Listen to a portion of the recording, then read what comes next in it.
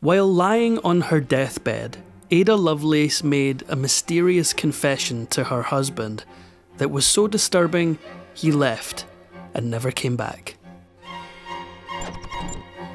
Ada Lovelace never had a chance at a boring life, not with a father like hers. Lord Byron was the Regency equivalent of a rock star, complete with affairs, scandals, and gossip. Born on December 10th, 1815, Augusta Ada Byron was her father's only legitimate child. His marriage to Anne Isabella Milbank, Ada's mother, was something of a shock. While Byron was an incorrigible scoundrel, Annabella, as she was called, was the exact opposite. She was stiff, moral, and adept in science. Ada Lovelace got her predilection for numbers from her mother. Lord Byron, ever the poet, called his new wife the Princess of Parallelograms. Just a month after Ada's birth, Lord Byron and his wife separated, and not long after that, debts forced Byron to flee England for mainland Europe. He would never see his home shores, nor his daughter, ever again. Ada had to grow up without a father, and sadly, her cold and distant mother provided little comfort. Ada's mother taught her mathematics and logic starting when she was just a little girl. She hoped that strict schooling in numbers would help suppress her daughter's imagination. She worried that if she gave Ada even a taste of the creative arts, she would succumb to the same madness that plagued her father. In public, Lady Byron appeared to be the image of a loving, doting mother. But it was all for show. Perhaps young Ada reminded her too much of the ex-husband she despised, but Lady Byron spent as little time as possible with her daughter. As if her childhood wasn't miserable enough, Ada constantly suffered from painful illnesses as a child. For years, she experienced terrible headaches that hurt so much they made it hard to see. As a teenager, she came down with a bout of measles that was so bad they left her paralysed and confined to bed for almost a year. All this pain and loneliness might have broken another child, but Ada was anything but ordinary. Even from the beginning, it was clear that she was something special. At 12 years old, she announced that she was going to learn how to fly, and her precocious young mind dove into the project with gusto. She tested out different materials, from feather to papers to silk. She closely studied bird anatomy for clues as to how they flew, and she compiled her research into a remarkably detailed book called Flyology. Ada Byron's mother lived in constant fear that her daughter would end up a fiend like her father, and to be fair, her fears weren't completely unfounded. It turned out Ada had a bit of a wild side, and it started to come out as she grew into a young woman. She embarked on a secret affair with one of her tutors when she was 17, and the two of them hatched a plot to elope together. But when Ada presented herself to her tutor's family, they instantly recognised her as the infamous daughter of Lord Byron and contacted her mother, who dragged her home and covered the whole thing up. Ada must have been devastated, but little did she know, not long after her failed escape, her life was going to change forever.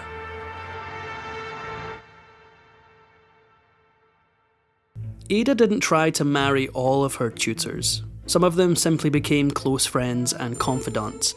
Such was the case with the brilliant Mary Somerville, who educated Ada in science and mathematics. The two of them forged a strong bond, and they would stay in touch for many years.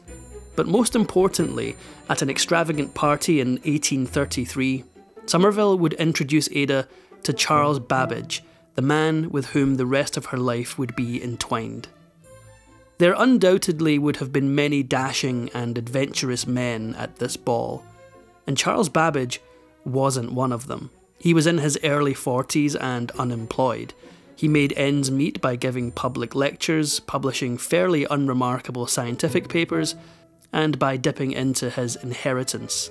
Not too many people considered Babbage particularly interesting, but Ada immediately saw him for what he was, a visionary whose ideas would eventually change the world. Back then, a computer was a human being, someone who did computations. A team of these computers would split up a problem and write out each aspect by hand, eventually coming to the answer through complex mathematics. It was slow, work-intensive, and inefficient. Charles Babbage assumed there must be a better way, and set about to prove it. When he first laid eyes on her, Babbage didn't peg the 17-year-old Ada Lovelace for a proto-computer scientist, but when he started talking about his work, her eyes lit up. He began describing his difference engine, an intricate machine that could perform complex calculations. Ada was fascinated, and the two of them discussed the machine the entire night. They would have made an odd pair, the young rebel and the middle-aged lecturer excitedly talking about mathematics and mechanics. Finally, Babbage invited Lovelace to come to his house and see his prototype difference engine. If I had $1 for every time I used that line. Once Ada saw Babbage's difference machine, she became obsessed, visiting him to discuss it as often as she could. Babbage quickly realised that Ada had an amazing gift for mathematics. He called her his enchantress of numbers, and the two of them forged a lifelong partnership. But while she spent many hours discussing analytics with Babbage, Ada was still a young woman in the prime of her life, and the allures of London high society kept calling. She quickly became a regular in the London party scene and started to make a name for herself. She was her father's daughter, a consummate charmer who loved to dance and wasn't afraid to speak her mind. London gossips followed her every move. They were desperate to find out who the scandalous daughter of Lord Byron was going to marry, yet Lovelace could be extremely secretive, and that's how she shocked all of England when she suddenly announced her marriage to William, 8th Baron King, a wealthy English noble. Ada became Lady King, and she and her husband lived a charmed life, splitting time between 3 extravagant homes. By all accounts, William was a complete gentleman, albeit rigid and deliberate. Like any good Victorian couple, he and Ada set about having children immediately. They wed in 1835, and Ada gave birth in 1836, 1837, and 1839. But with children came a new set of health problems for her. In particular, after the birth of her second child, Annabella, she suffered from a painful illness that lasted months. Ada was descended from the Barons Lovelace, an ancient and extinct line of nobles, and someone decided it was time they made a comeback. William became the new Earl, making Ada the Countess of Lovelace, the name that would eventually go down in history.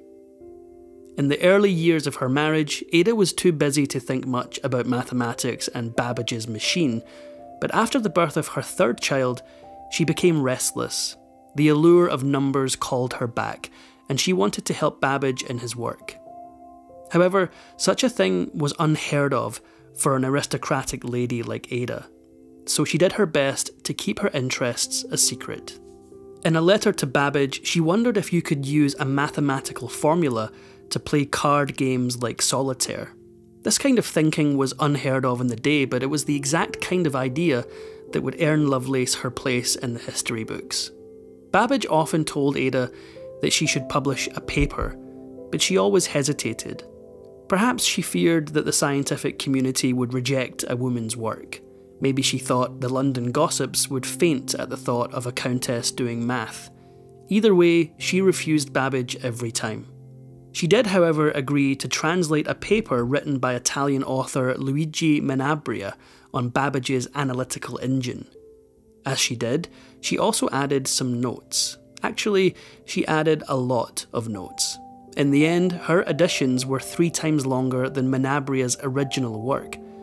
But it was her final note, Note G, that would change the world. Lovelace understood Babbage's machine better than just about anyone, and in Note G, She explained one of its practical uses. She described in perfect detail how to use the analytical engine to calculate a sequence of Bernoulli numbers. Note G was, in effect, the first computer program ever written, making Ada Lovelace the world's first computer programmer. Few people in the 19th century could appreciate just how important Note G was.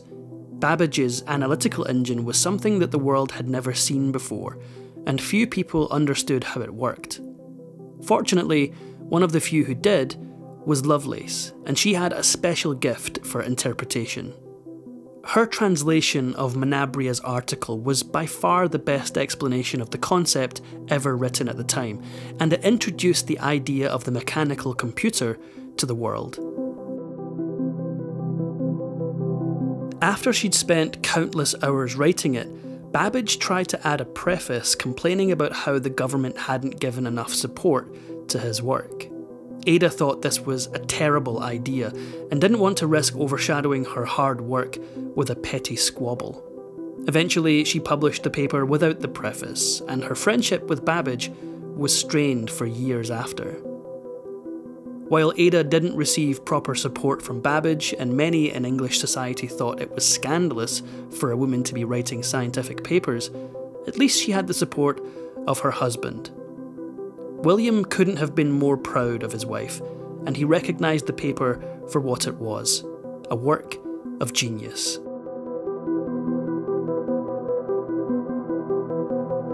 Every great woman from history has her fair share of men trying to downplay her accomplishments, and Lovelace was no different. Some historians attribute all of the breakthroughs to Babbage and claim that Lovelace was pretty much just along for the ride. Others, however, give her the credit she deserves. Before Ada, no one was able to explain Babbage's work with such elegance and sophistication. Note G in particular was undeniably written by Ada, and was a more detailed use of the analytical engine than even Babbage had created before. Before her, everyone assumed that the theoretical computer would simply be used to perform mathematical calculations. She predicted that a computer could be used for any number of applications, such as creating music. English society believed that science was a man's work, and that made it extremely difficult for Ada to get what she needed. As a woman, the Royal Society denied her access to their prestigious library and the resources it contained, despite the fact that her far less talented husband was a member. Though Lovelace devoted her life to science and mathematics, she still had a little bit of her father's flair. Her paper should have been dry and boring, but she couldn't help but add her own poetic license. Her knack for the dramatic helped make what should have been a bunch of mathematical mumbo-jumbo something that people could actually understand. And science wasn't the only so-called manly pursuit that Lovelace enjoyed. She also indulged in gambling, and it eventually got out of control. In the 1840s, she apparently blew over £3,000 betting on horse racing, about £300,000 in today's money. Ada's love of mathematics and gambling eventually came together, with disastrous consequences. She fell in with a group of men who made increasingly large bets, and Lovelace came up with an ingenious plan. She'd create a mathematical model to game the system and dupe her friends out of their money. The only problem was, her model failed spectacularly. Lovelace bet the farm and lost. Up to this point, she managed to keep her gambling losses a secret, but this hole was too big to cover up. She was finally forced to come clean to her husband, who was understandably furious. The health problems that had plagued Ada throughout her life returned, and she spent months on end travelling from one doctor to the next. Unfortunately, this was Victorian England, and medicine was more of an art than a science. She tried everything, but her health just kept getting worse and worse, leaving her in terrible pain at all times, requiring her to take opiates to try to numb the agony. By the 1850s, Ada's doctors had an explanation for her deteriorating health. She had cancer, and it was too late to save her. As she grew more and more frail, she became increasingly obsessed with the mechanics of the human brain. She dreamed of creating a mathematical model for the structure of the brain, a calculus of the nervous system, as she called it. In this pursuit, she visited scientist Andrew Cross in 1844 to learn about his pioneering experiments with electricity. She never did achieve her goal, but it occupied her thoughts throughout her final years.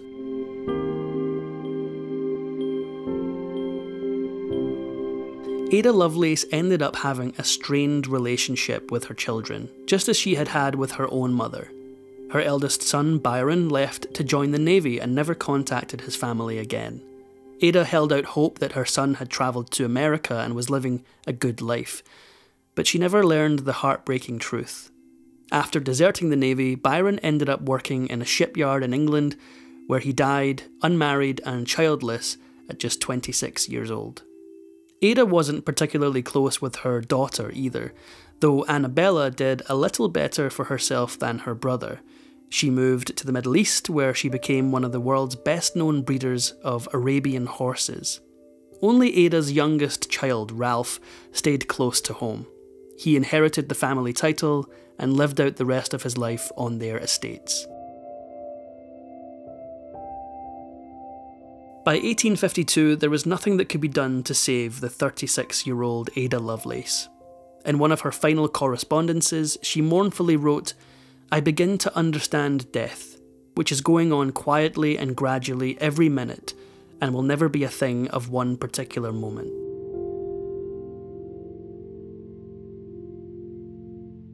Though her mother had never really been there for her in life, Lady Byron completely took over Ada's final months, and she spent them like she had spent her childhood, almost entirely alone.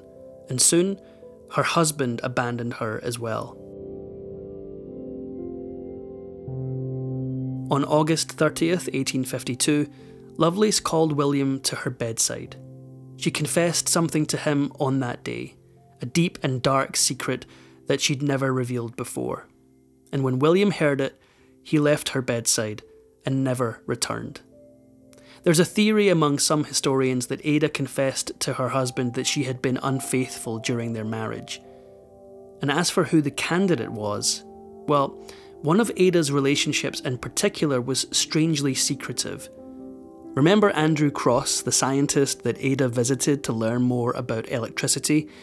She had kept in touch with his son, John, since 1844, and he was one of the few people she demanded to see as she lay dying. He had also agreed to destroy their correspondence after her death, and she bequeathed him all of her father's possessions.